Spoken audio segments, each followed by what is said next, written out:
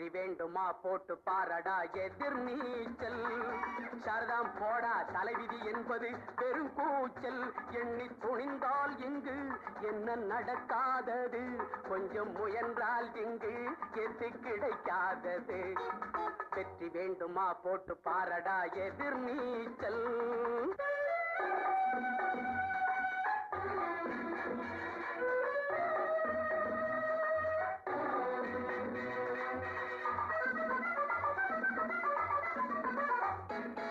பிள்ளைய பெறுகிற அம்மாவுக்கு 10 மாசமும் எதிர் நீச்சல்.